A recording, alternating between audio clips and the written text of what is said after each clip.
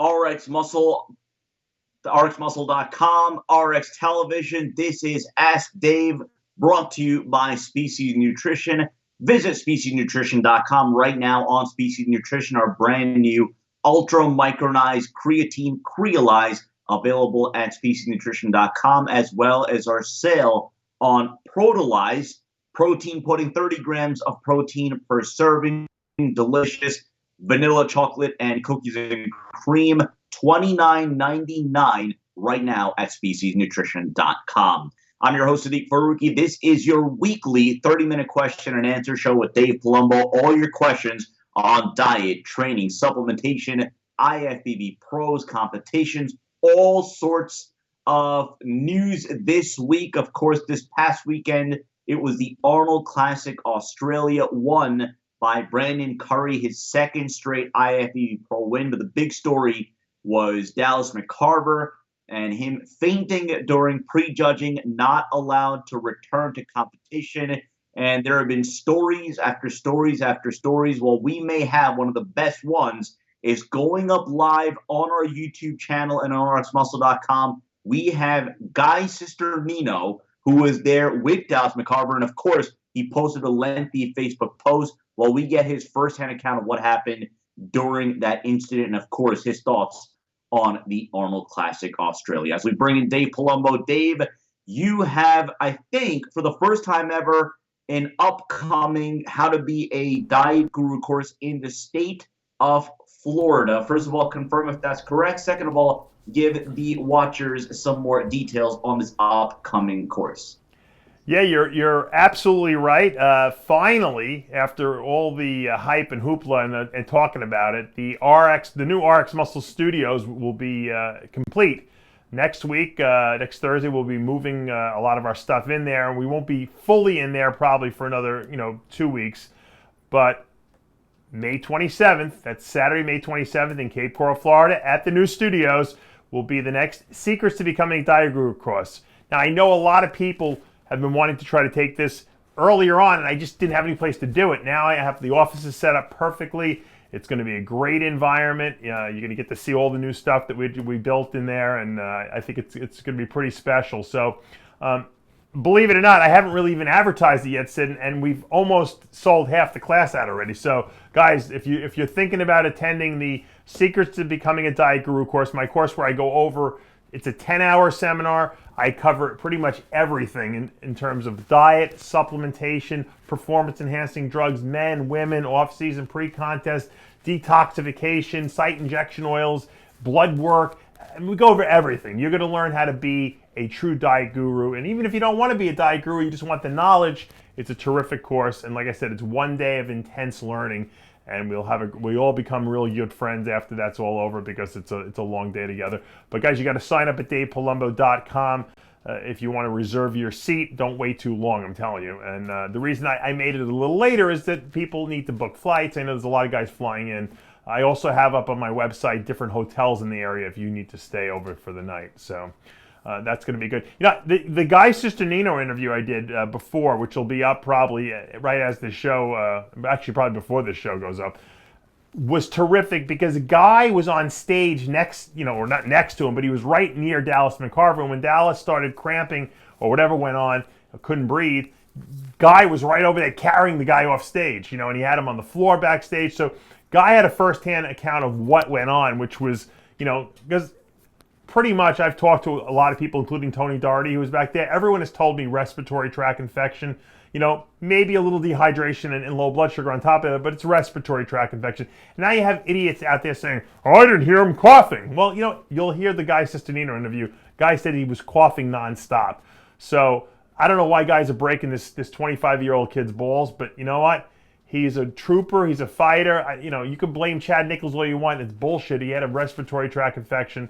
And that's what it is all about. Listen to that Guy Sister Nino interview. You'll find out what happened from a person who was there.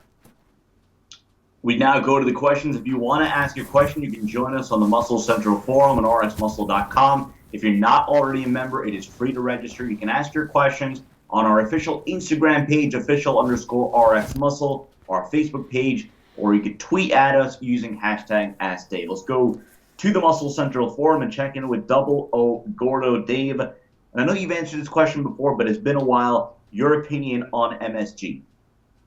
MSG, monosodium glutamate, and that's I guess you could say a salty seasoning that they used they used to use a lot in Asian food.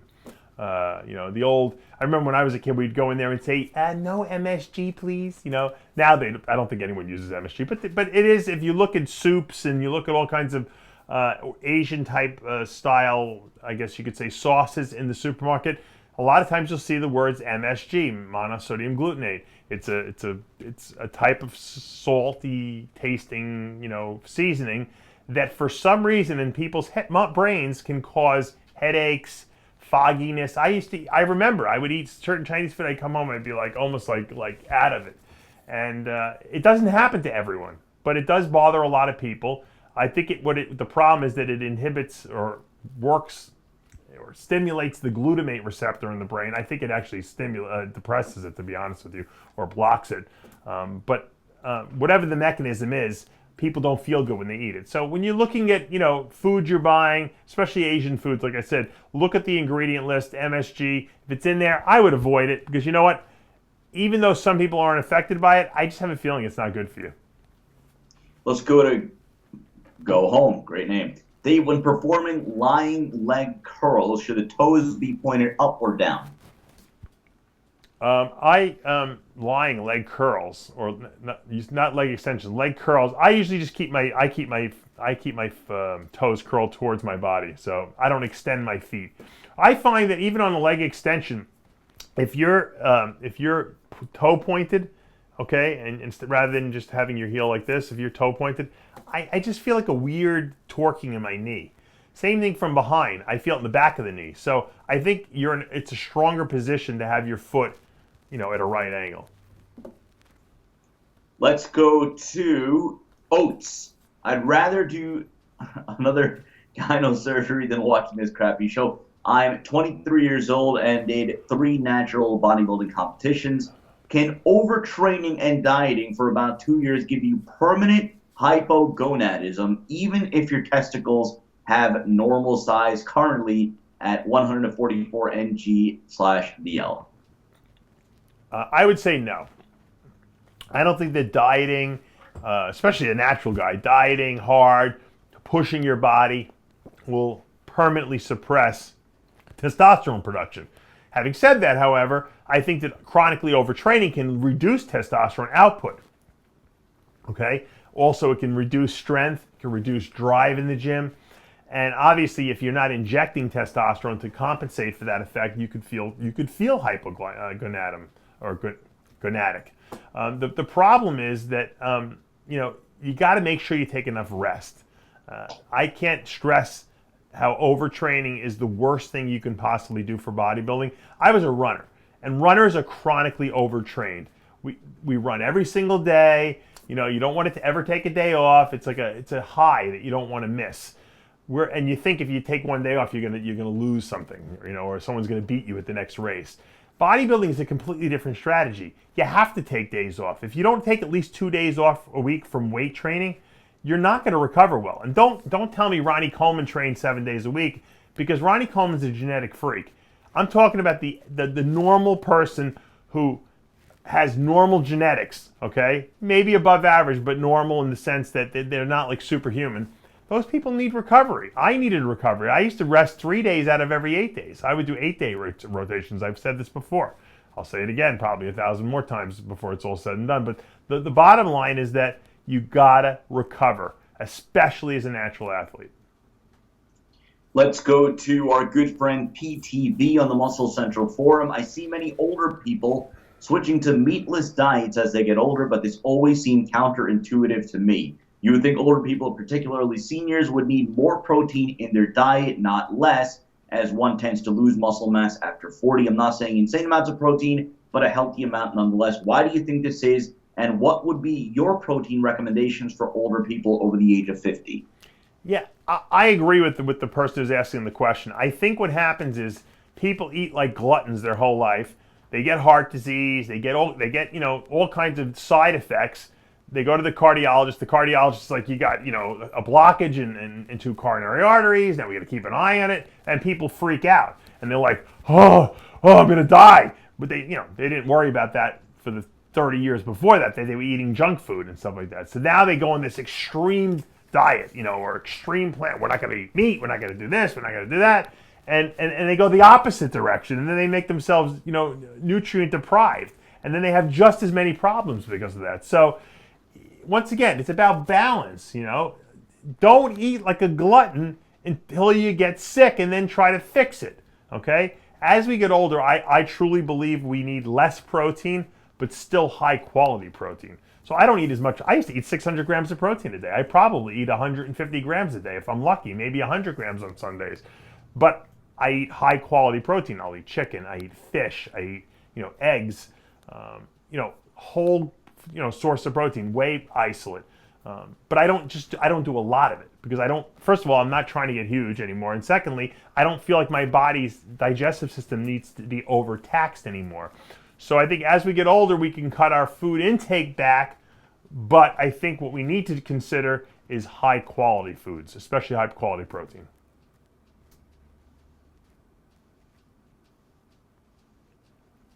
I think we lost Sid there. All right, I just want to bring up something anyway because a lot of people have been asking me about the Dave Palumbo Experience app. And it's my app that is up on iTunes, Android, both platforms it's available for. The Dave Palumbo Experience is exactly that. It's an experience. It's all the writings I've ever done, all the videos I've ever done in one compiled place. Plus, I have all my workouts up there. I'm constantly putting new content up every single day. I have a partner who does that. I send him the content. He puts it up. There's a feedback tab in the app where you can ask me questions as many times as you want. I answer them very quickly.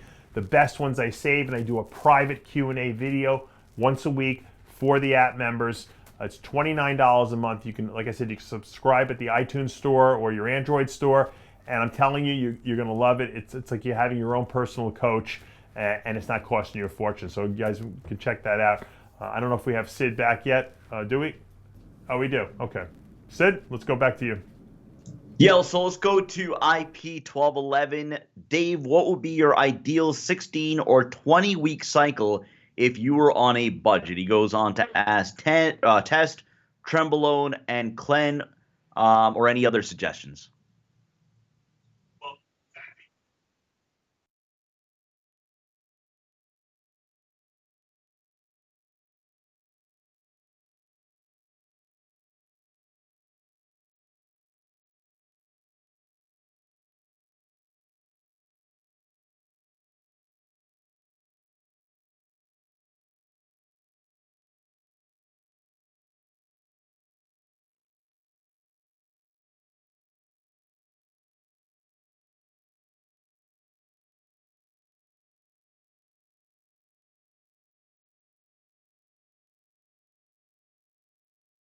I like the clenbuterol suggestion as well, just for fat burning purposes. I think it's the purest, I guess you could say, fat burner on the market. Steroids don't burn fat, they build muscle. GH burns fat a little bit, but it's really not, it's more of a growth factor.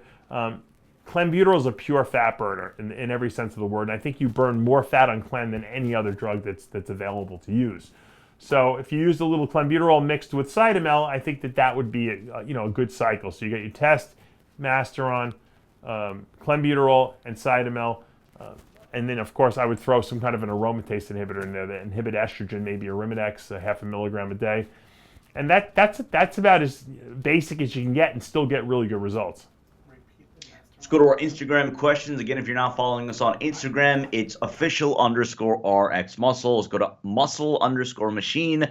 Dave, what species supplements are a must while dieting for a show? There's nothing that's a must, all right? There's nothing that's a must, but I believe the most important supplements that you should take is a very high quality, high potency multivitamin, multi-mineral. And I know I've said this a million times, but there's new people that are always tuning in and people may not have heard this.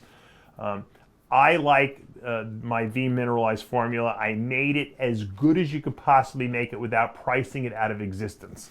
That means that I didn't put vitamin K in there and CoQ10. These are things that boost price, like almost can double the price of things. You could take those separately. Not everyone needs those. It's more for the older population like me. But as far as basic essential, vitamins and chelated minerals, V-Mineralize is second to none. There's no multivitamin on the market. And people could say, hey, Dave's marketing his own products. I don't give a shit if that's what you think. I'm telling you the truth. Okay, I know what the product costs to make. It's a very expensive product, but it's super high potency and it works. And I challenge you, use it for 30, 60 days, then you can tell me how you feel. The other invaluable supplement would be Omega-Lyze, which is your essential fatty acids in there in high dosages. Fish oil, evening primrose oil, and palmitoleic acid, which is an omega-7 fat, which sensitizes the body to insulin, so you become more insulin sensitive. And on top of that, it reduces total body inflammations, which is a very important thing as well. So those two products are probably, you got to do those. Then I would put as the third product a fiber product. I like, obviously, the FiberLyze product I put out. It's probably one of the only psyllium-based dual fiber supplements that contains soluble and insoluble fiber. And you combine those three and you're all set. You don't really need anything else. Can you use a whey isolate on top of that? Sure, you can use my isolate. It's the highest quality whey isolate on the market at 27.5 grams of protein per serving. But it's not imperative. You could eat food and get the same thing out of it. So those three supplements, the V-Mineralize, the Omega-Lyze, FiberLyze, the most important. Obviously, the other stuff is icing on the cake. If you have bad joints, you want to use Arthrolyze. Obviously, terrific product as well. If you want to do a little snack at night, you can use our Protolyze pudding. So there's a lot of ways you can integrate all the products into one. But if you're on a limited budget and you want to know what's absolutely imperative, I'd say those three products. Well, let's go to our Facebook page. Again, it is official. It is RxMuscle.com, all one word. Let's go to Stuart Walker. Dave, I know you've been asked this before many times, but after seeing recent pictures of Kai Greene, can he beat Phil Heath? And because he has a different structure from Phil, lower traps, maybe a smaller chest, and different tie-ins, if, and I guess this is a second part to it, if you could critique his entire physique, what would you advise him to bring up in terms of balance to go head-to-head with Phil Heath? I don't think Kai Greene has any desire to compete against Phil Heath anymore, but I don't know. I could be wrong. I know he'll never do the Olympia, and probably Phil will never do any other show other than the Olympia, so they'll probably never see them meet on stage again in their careers. What does Kai Greene need to do? He needs to come in ridiculously freaky hard to the point where people's minds are blown. And Phil needs to be a little bit off. And if that perfect storm had happened at some point in the past, or if it happens sometime in the future, I believe that Kai will beat him. I don't think Kai needs to bring anything up. I think he needs to get really crazy lean. And the leaner he looks, the smaller his waist looks, and everything just pops on his body. And I think at a super 100% lean Kai Greene is a very dangerous guy. Even at his age of whatever he is, 40-something years old now, I still think he's super dangerous. I think the window of opportunity, however, is closing very rapidly on his ability to win a Olympia. And Phil still seems to be getting better. So I don't know. Will they ever meet? We'll have to see. Let's go to Instagram, DRonP87, and I'm sure you've gotten a lot of questions about Flex Wheeler, but in particular, do you think the tattoos that Flex Wheeler has on his chest and arms will negatively affect his physique when on stage? I'm just guessing here, but he might mean in terms of judging on stage. They could. They are very distracting. He obviously did them right after he got his kidney transplant. He was probably in a rebellious stage, and he was, realized he wasn't going to be able to compete anymore at the elite level that he was at. And it was, I can understand that. He was depressed, and he went, sometimes tattoos pick people up. I've gotten a couple because of that as well. But they are distracting. They're very, very distracting. But he's black, so when these guys put on Protan, and you have dark skin to begin with, it really doesn't look so bad. The tattoos blend in. Chris Cormier had a ton of tattoos. Johnny's showing me a picture of all Flex's tattoos. I didn't even know he had his pecs done. So he's got a lot of tattoos, but it's funny. But black guys, when they do get all tanned up or spray tan, you don't see, they're not as distracting as you think. On a white person, the tattoos would be way more distracting. So I don't think that's going to be an issue. I think, can his physique look great after all those years? That's what we really need to find out. I'm sure Flex is a perfectionist. He will not get on stage unless he's at his best. On that grind, 2225, what's better overall, IGF or HGH, and what's the difference? I like growth hormone, pharmaceutical growth hormone, the best still. The problem is I don't know if the IGF out there is real. I haven't really seen people get super great results from it. When I used real IGF years ago, believe me, I could vouch that it was real because I gained 20 pounds in 20 days. All right, so having said that, GH is very predictable. If you get a good quality pharmacy grade GH, if you take 2 IUs a day or if you take 4 IUs a day or whatever your dosage, you know what it's going to do. And it always does it, and we don't have to worry, is it real, is it not real? So to me, in this day and age, in this marketplace where everything's being gray market manufactured, I would stick with a pharmacy grade GH, even if you had to use less of it, 2 IUs a day, because it predictably will give you good results, I promise you. Jordan Beckman 11, Dave, using insulin to carb load pre-contest, pros and cons. There's not that many pros for insulin carbing up. Unless you're taking an exorbitant amount of GH, you really shouldn't have a problem, storing glycogen in the muscles. If anything, I usually have guys cut their GH back the last week anyway to like 2 IUs a day, 3 IUs a day, just so that their insulin, they don't become insulin resistant.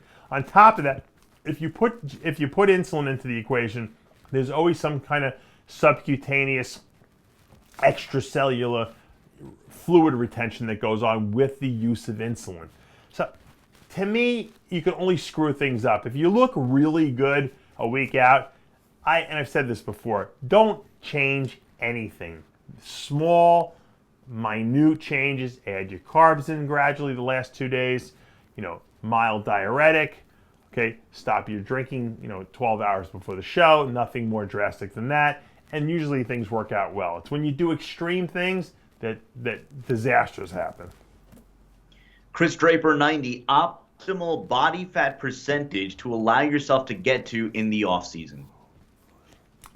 I go by the mirror with my clients. I look in the mirror. I have them send me pictures, and I'm like, okay, you're too fat. Let's cut you back, or you're too thin. You don't want to get sloppy, okay? It's nothing wrong with getting bloated because guys will get bloated when they're eating a lot of food every day and they're taking anabolic steroids. But you shouldn't be have rolls of fat hanging off your sides or your lower back. That's overdoing it, and it's going to make your contest diet miserable because you're going to have to lose so much weight. Let's go to B Wacky, the guy who says Sid in all caps. What are the best orals with the least side effects for putting on size for someone who has never taken anabolics before, orals only? Yeah. If you're going to do orals and you haven't done really a cycle at all, you're probably better off sticking with orals that have no side effects like Anavar, Winstrol, because they don't aromatize, they don't suppress natural testosterone production. So when you come off them, you're not going to lose size, you're not going to feel bad. I would stick with those, Anavar and Winstrol, maybe 30 milligrams of Anavar a day, maybe 25 milligrams of Winstrol per day, and do that for 12 weeks. After doing that, if you got good results and you want to take a break and do it again, that's fine. Or if you want to move up to something stronger, you can do that as well. But as far as orals, I wouldn't be popping anadrols and dianabols, as a second cycle, Cash 2851, Dave, I hate this show more than Sean Ray hates to see RxMuscle with press passes, and Bleckman hates to see soft glutes. Dave, I know you said you left everything on the table during your career, but if you could go back to your bodybuilding career and talk to the young Dave, what would you tell him? Well, I said I didn't leave anything on the table, but that's okay. I understand what you're saying. What advice? Probably maybe some training advice. I probably would have told myself, you got to detoxify more, fiber supplement. I didn't really use that in the beginning of my career. I might not have tried to get as big as I did, but probably I wouldn't have listened to myself. I probably would have still wanted to get as big as possible. more so avoiding injuries. I always trained very smart and safe and everything like that. I knew that, I had like potential for bad shoulders, and I didn't care. I pushed the envelope because I wanted to be huge. So I probably wouldn't change that. There's not that much I regret, to be honest with you, in terms of bodybuilding, competitions and I've maybe made some political moves unfavorable moves earlier in my career that I didn't even realize because I didn't know there was any politics in bodybuilding. If I had more wisdom now going into it, I think I would have played my cards a little differently, and I probably would have had a better outcome because of that. But, once again, I really don't regret anything. I think we learn by our mistakes, and I think those mistakes are put there purposely because they want to guide you in a certain direction in life. And you know what? Had I been guided in the direction of getting a pro card and I would have kept competing as a pro, who knows what would have happened? I might have damaged my health. I might have, never become the guy who is the reporter, the guy running the websites, the guy who, you watch on TV every day. So in essence, I have to believe that everything that happened was for a reason. So going back in time to correct things probably would not solve any of my problems. They probably would make them worse. Let's go to Claudio Fernway. Dave, the best way to shed a few pounds of fat without losing muscle. Details: I'm skinny, a little fat, looking to get visible abs by the summer. The easiest way is to cut your carbohydrate intake way back and to increase cardio, low intensity cardio. Because both of those things are going to really create an environment that's conducive to fat loss.